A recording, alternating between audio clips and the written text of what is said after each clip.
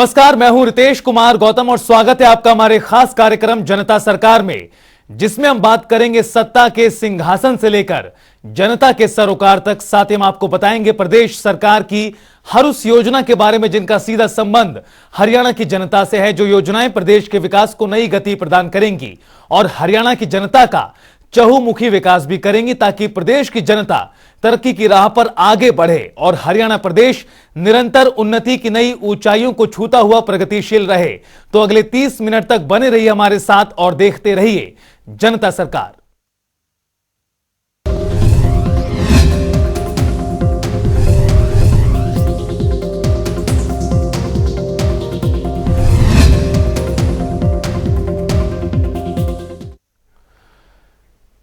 हरियाणा में आमजनों द्वारा मुख्यमंत्री से की जाने वाली शिकायतें और समस्याओं को अब सीधा ट्रैक किया जा सकेगा। इस दिशा में कदम बढ़ाते हुए मुख्यमंत्री मनोहर लाल ने जनसंवाद पोर्टल की शुरुआत की है, जहां मुख्यमंत्री को मिलने वाली सभी शिकायतों के समाधान और कार्रवाई पर नजर रखी जाएगी।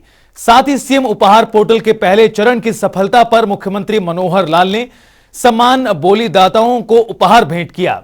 इन उपहारों की नीलामी से मिलने वाली राशि को जन कल्याण के लिए खर्च किया जाएगा। देखिए हमारी खास रिपोर्ट।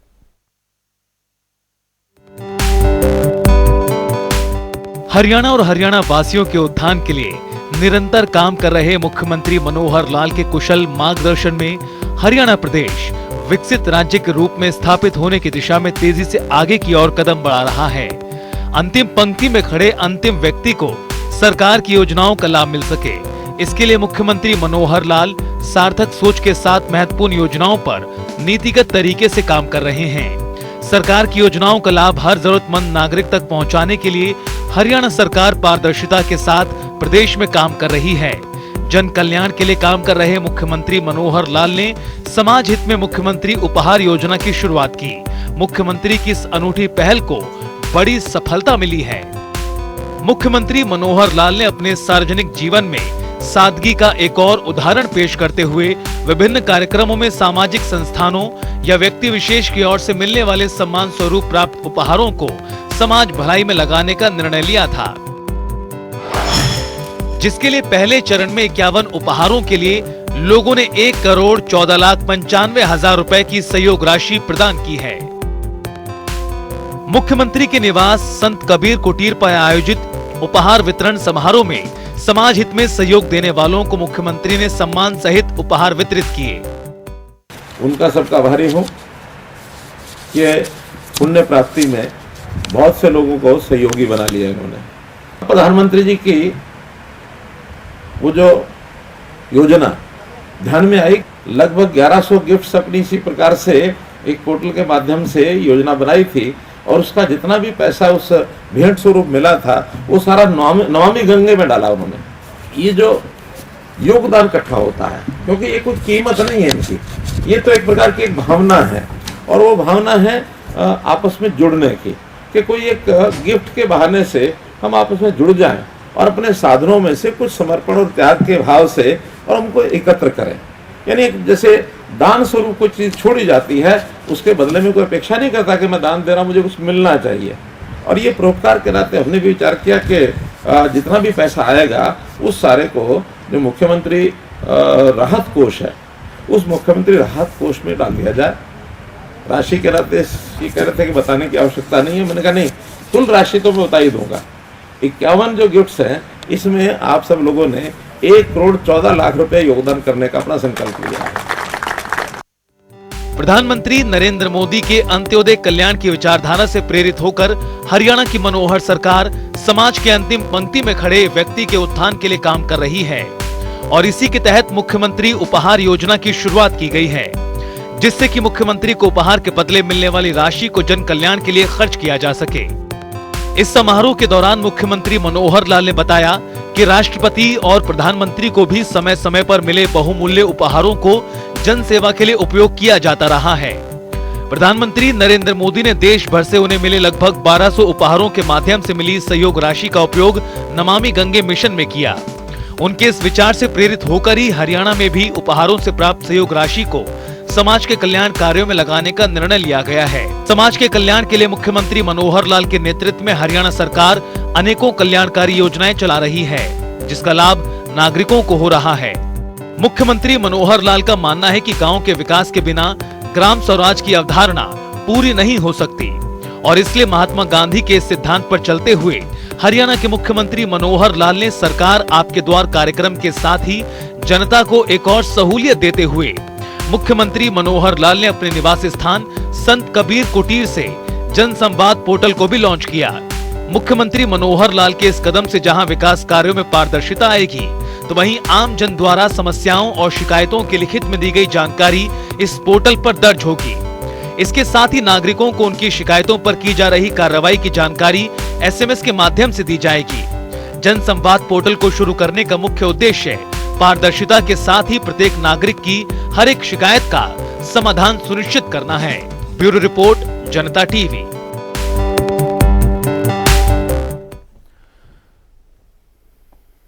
हरियाणा के विकास को गति दे रहे मुख्यमंत्री मनोहर लाल ने गुरुग्राम में 32 करोड़ रुपए की लागत से तैयार 2 महत्वपूर्ण परियोजनाओं को जनता को समर्पित किया, जिनमें बसई चौक से द्वारका एक्सप्रेसवे तक रेलवे ओवरब्रिज के साथ ही सिकंदरपुर जल निकाय के कायाकल्प और सौंदर्यीकरण शामिल हैं। रिपोर्ट देखिए।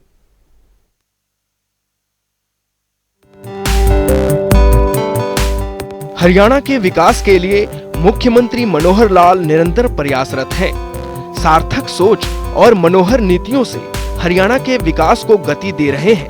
मुख्यमंत्री मनोहर लाल ने गुरुग्राम में 32 करोड़ रुपए की लागत से तैयार 2 महत्वपूर्ण परियोजनाएं बसई चौक से द्वारका एक्सप्रेसवे तक रेलवे ओवरब्रिज और सिकंदरपुर जल निकाय के कायाकल्प और सौंदर्यीकरण का लोकार्पण किया है। इन परियोजनाओं के धरातल पर साकार होने से गुरुग्राम जिला में ढांचागत तंत्र को विस्तार मिला है। मित्रों, जैसे आपने देखा कि एक अच्छा प्रोजेक्ट, ये जो सिकंदरपुर का एक तालाब था, एक झील टाइप, मैं जिसको आज से 4 साल पहले मैं देख के गया था, बहुत गंदगी थी, पानी भरा हुआ था और आसपास के लोग बहुत परेशान थे। हमने उस समय एक यहाँ के अधिकारियों को निर्देश दिया था कि इसकी सफाई की जाए और इसका कोई न कोई रेनोवेशन करना चाहिए। अच्छी बात यह है कि यहाँ की NGOs ने इस प्रोजेक्ट को अपने हाथ में लिया। आई एम गुड़गांव नाम से जो NGO है, और उन्होंने बाकी जो कंपनी के CSR के खर्च करने वाले लोग हैं उन सबको अपने साथ जोड़ा और ऐसे एक नहीं कई प्रोजेक्ट गुड़गांव में चला रहे हैं, जिसमें से 3 पहले कर चुके हैं, चौथा ये आज पूरा हुआ है। 9 करोड़ रुपए लगा करके और एक अच्छा सुंदर लगभग 70 एकड़ 90 एकड़ का एरिया, इसको साफ करना, इसके पानी को साफ करना, यहाँ प्लांटेशन करना और इतना आसपास के लोगों को उसका लाभ पहुंचाना एक बहुत बड़ा काम किया है। तो एक तो ये प्रोजेक्ट है जिसका आज उद्घाटन मैंने किया। इसी प्रकार दूसरा आरओबी उमंग भारत चौक से लेकर के और आगे द्वारका एक्सप्रेसवे तक जो रोड है, उस रोड को रेलवे लाइन के ऊपर आरओबी है तो उन दोनों साइड को मिलाता है वो, और उस इलाके में घनी आबादी होने के कारण से इस आरओबी की बहुत जरूरत थी और पूरा रोड आरओबी समेत 114 करोड़ का प्रोजेक्ट, उसका भी एक प्रकार से आज उद्घाटन किया है। उधर के लाइन पार के और इधर के लोगों को जोड़ने में या इधर के लोगों को उस पार द्वारका एक्सप्रेसवे पर चढ़ने के लिए, और न केवल द्वारका एक्सप्रेसवे बल्कि वही रोड सीधी आगे सेक्टर 102 के साथ निकलती है और वो रोड भी बाद में नेशनल हाईवे का एक प्रोजेक्ट आगे बनने वाला है जो बारडा का कैंसर इंस्टीट्यूट वहाँ से होते हुए और KMP रोड के साथ ऊपर वो जाकर सड़क चढ़ेगी। तो एक प्रकार का बहुत थॉरोफेयर वो बनेगा, उसका उद्घाटन किया है, उधर के लोगों को उसका लाभ होगा। बसई में नवनिर्मित रेलवे ओवरब्रिज आने वाले समय में हीरो होंडा चौक से द्वारका एक्सप्रेसवे और आसपास के सेक्टर्स में रहने वाले लोगों को बेहतर कनेक्टिविटी प्रदान करेगा। साथ ही गुरुग्राम झज्जर मार्ग पर पुराने ROB पर यातायात का दबाव भी कम होगा। गुरुग्राम में करीब 114 करोड़ रुपए की लागत से उमंग भारद्वाज चौक से नॉर्दर्न पेरिफेरल रोड यानी NPR को जोड़ने वाले प्रोजेक्ट का हिस्सा इस 4 लेन ROB की लंबाई 910 मीटर है और इसके निर्माण पर 23 करोड़ रुपए की लागत आई है। इससे पहले भी मुख्यमंत्री ने इसी प्रोजेक्ट के तहत बीते साल नवंबर महीने में बसई चौक पर 820 मीटर लंबाई और 6 लेन वाली फ्लाईओवर और फुटओवर ब्रिज का उद्घाटन किया था। नागरिकों के जीवन में सुगमता लाने के लिए हरियाणा सरकार ढांचागत सुविधाओं के विस्तार में सराहनीय काम कर रही है। मुख्यमंत्री मनोहर लाल ने सिकंदरपुर के पास 90 एकड़ क्षेत्र में विकसित जल निकाय के कायाकल्प और सौंदर्यीकरण से जुड़ी परियोजनाओं का भी शुभारंभ किया। इस जल निकाय के कायाकल्प पर 9.1 करोड़ रुपए की लागत आई है, जिससे शहरों में व्यापक हरित रणनीति के तहत वन क्षेत्र को बढ़ावा मिला है और पुराने जल निकाय को पुनर्जीवित किया गया है। हरियाणा के मुख्यमंत्री मनोहर लाल के कुशल मार्गदर्शन में हरियाणा प्रदेश नित नए कीर्तिमान स्थापित कर रहा है। एक ओर जहां हरियाणा वासी प्रगति पथ पर आगे बढ़ रहे हैं, वहीं हरियाणा प्रदेश देश दुनिया में अपनी मनोहर पहचान भी कायम कर रहा है। न्यूज डेस्क, जनता टीवी।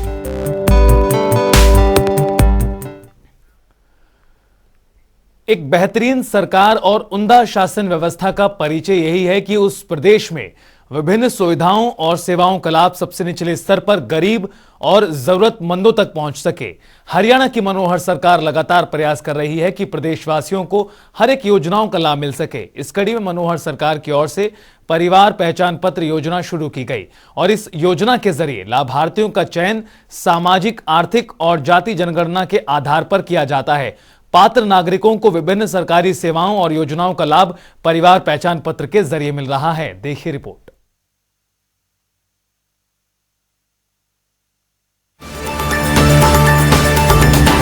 एक कुशल सरकार और एक बेहतरीन शासन व्यवस्था की पहचान ये होती है कि उसे समस्त नागरिकों के लिए उपलब्ध विभिन्न सेवाओं और योजनाओं का लाभ उन तक पहुंच सके। इसे सुनिश्चित करने का कार्य एक कुशल नेतृत्व वाली सरकार ही करती है।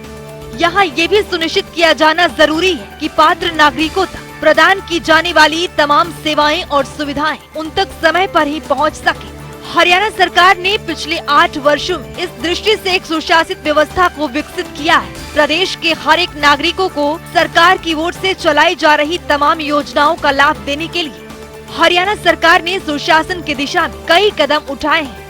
सरकार ने इसके लिए परिवार पहचान पत्र योजना शुरू की है, जिसके जरिए आज लाभ पात्र नागरिकों तक पहुंचना शुरू हो गया है।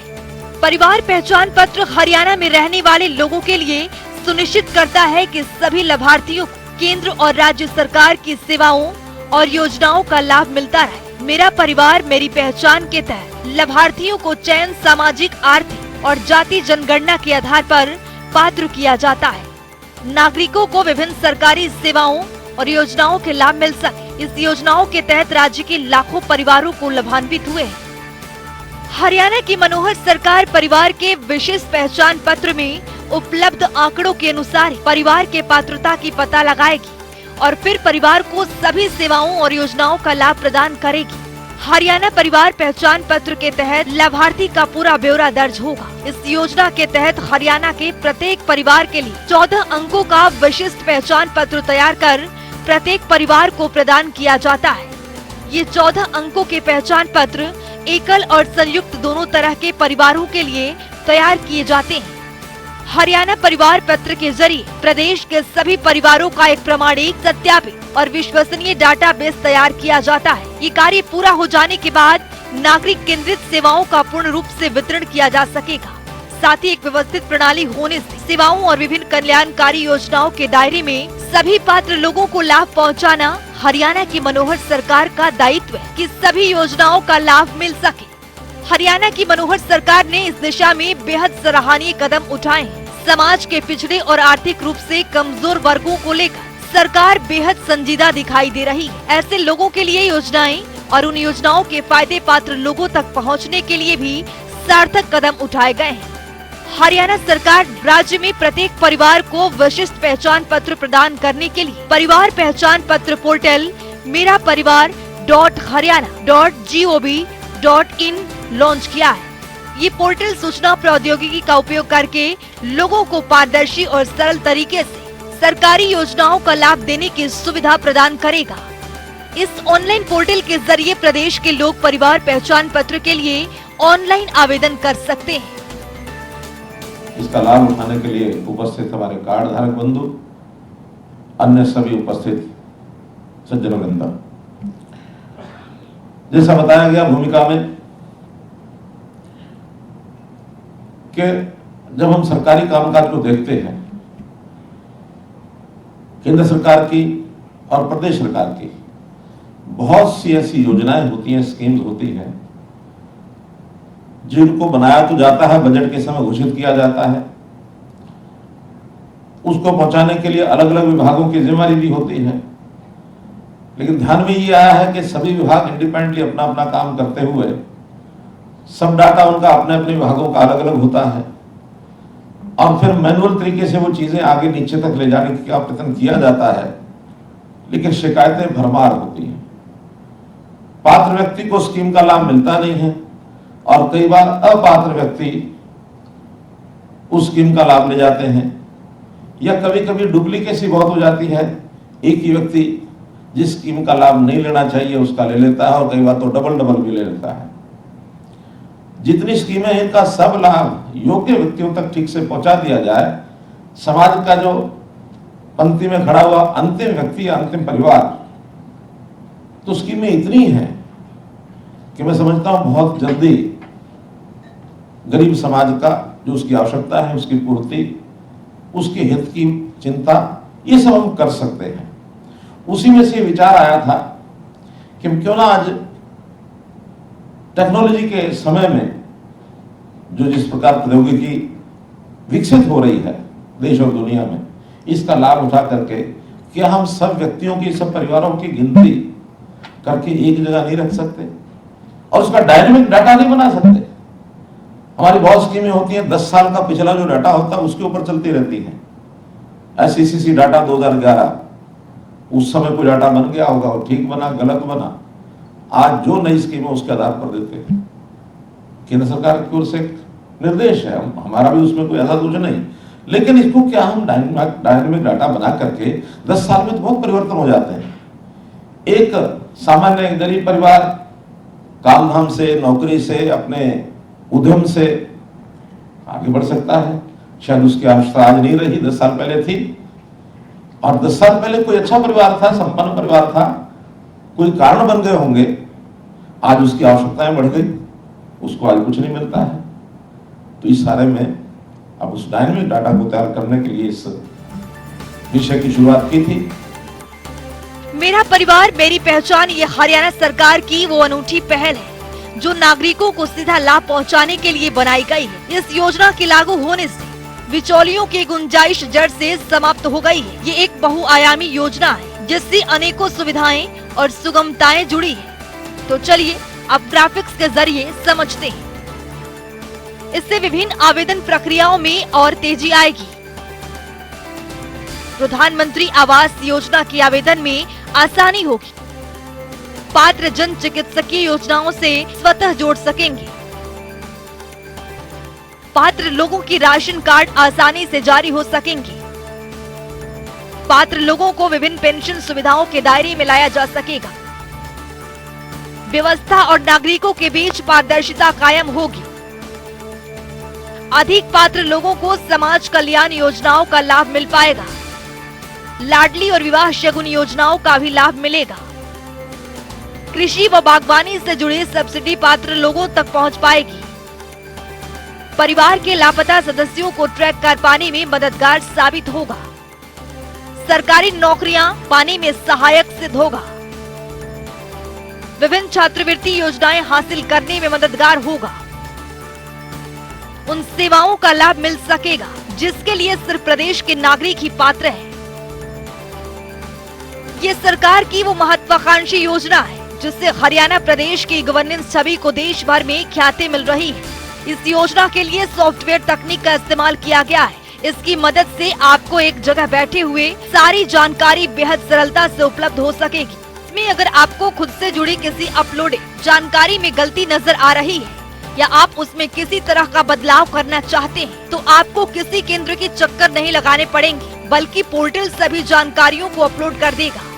यहाँ तक कि अगर किसी लड़की का विवाह होता है तो पोर्टल के जरिए लड़की का नाम पिता के परिवार से हटाकर पति के परिवार में जोड़ दिया जाएगा।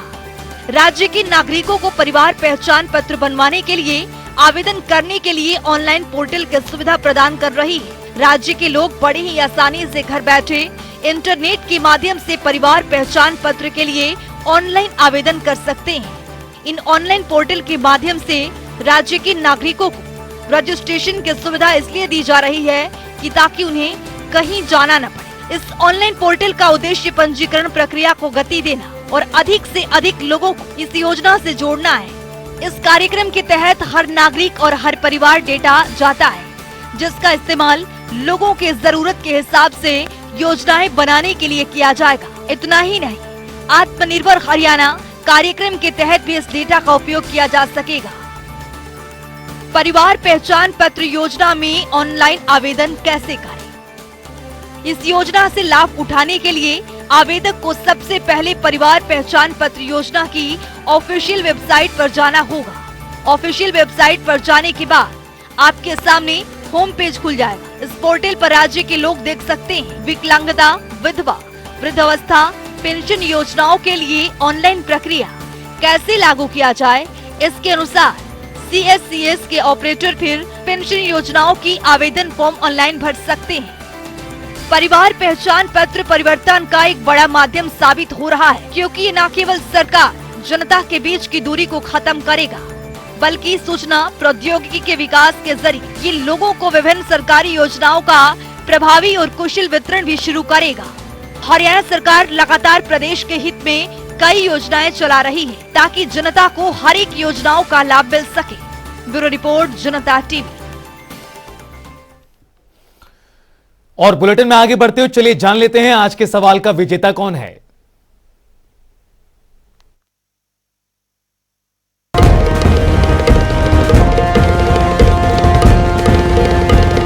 तो बात अब आज के विजेता की। जैसा कि आप जानते हैं, हर रोज एक नया सवाल पूछते हैं और सही जवाब देने वाले के नाम और तस्वीर अपने टेलीविजन स्क्रीन पर दिखाते हैं, साथ ही उसको उपहार भी देते हैं। तो चलिए अब जान लेते हैं कि कल का हमारा सवाल क्या था और कौन है इसका विजेता। कल का हमारा सवाल था, पशु संजीवनी योजना कब शुरू की गई थी? इसका सही जवाब है ए, 2017। ढेरों जवाब आए, लेकिन आज के हमारे विजेता हैं मंजीत कुमार, यमुनानगर से। मंजीत, आपको बहुत बहुत बधाई। तो फिर पूछेंगे आज का सवाल, देखते रहिए जनता टीवी।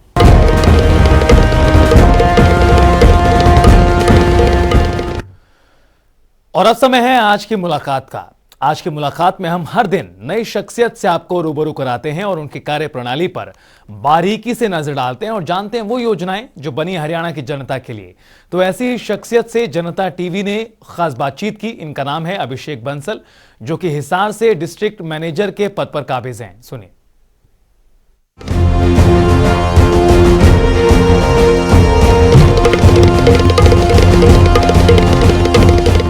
इससे बहुत सारी सर्विसेज सरकार ने प्रोएक्टिव कर दी हैं, जैसे कि इनकम सर्टिफिकेट। आज अगर आपका इनकम फैमिली आईडी के अंदर वेरीफाइड हो चुका है तो आप घर बैठे इनकम सर्टिफिकेट बनवा सकते हैं। इसी तरीके से कास्ट सर्टिफिकेट, BC और SC सर्टिफिकेट भी प्रोएक्टिव कर दिया है, जिसके अंदर अगर आपकी जाति का PPPB के अंदर वेरीफाई हो गई है तो वो कास्ट सर्टिफिकेट भी 10 मिनट में सरल के माध्यम से आप डाउनलोड कर सकते हैं। दूसरा मैं बताना चाहूँगा कि इसके से जो आपका ओल्ड एज समान अलाउंस है वो प्रोएक्टिव हो गया है। जैसे ही किसी की DOB फैमिली आईडी में 60 वर्ष वेरीफाई हो जाती है तो उसका डाटा समाज कल्याण विभाग को भेज दिया जाता है और उनसे वो कंसेंट लेके उनकी जो ओल्ड एज समान अलाउंस है वो स्टार्ट कर दिया जाता है, जो उनके डायरेक्ट खाते में बेनिफिट आने स्टार्ट हो जाते हैं। इसी तरीके से दिव्यांग pension, window pension, Ayushman Bharat की जो बात कर रहे हैं हम, चिरायु योजना जो है, और जो राशन कार्ड बन रहे हैं BPL के, जो पात्र लोग हैं उनको ये घर बैठे सर्विसेज प्रोवाइड करवाई जा रही है। परिवार पहचान पत्र बन जाता है तो हमारी सरकार ने बहुत सारी योजनाएं जो है, मैंने आपको पहले भी बताया, वो इससे जुड़ चुकी हैं। जैसे HKRN के अंदर भी हमारी हरियाणा सरकार ने इसके मार्क्स रखे हुए हैं, CET के भी अंदर हमारे इसके मार्क्स रखे हुए हैं। तो जो पात्र परिवार हैं उससे ये होगा कि जो अपात्र परिवार हैं जिनकी इनकम अभी तक 1,80,000 से कम है, उनको ऐसे अवसर प्रदान किए जाएं जिससे वो अपनी इनकम बढ़ा सकें। अगर किसी का बच्चा नौकरी लग जाएगा तो ऑटोमेटिकली वो परिवार अपात्र परिवार से पात्र परिवार में आ जाएगा और उससे उनकी इनकम का जो बेनिफिट है वो अंत्योदय परिवार बन जाएगा। उसके लिए सर देखिए क्या होता है कि कुछ बार ग्राउंड वेरिफिकेशंस जो होती हैं वो प्रॉपर वे से नहीं हो पाती, तो उसके लिए सरकार और उन पैरामीटर्स के ऊपर टेक्निकल टीम के द्वारा भी, ग्राउंड टीम के द्वारा भी काम किया जा रहा है और उन खामियों को दूर किया जा रहा है। देखिए सर, हरियाणा के अंदर परिवार पहचान पत्र बहुत ज़्यादा अनिवार्य है। अगर आपको हरियाणा में कोई भी सर्विसेज लेनी है तो आपके पास आपका परिवार पहचान पत्र होना चाहिए।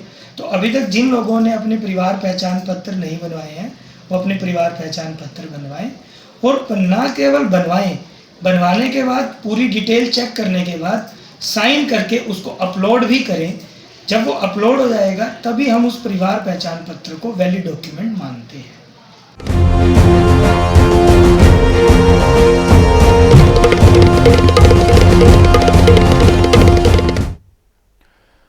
और चलिए अब आपको बताते हैं आज का सवाल क्या है।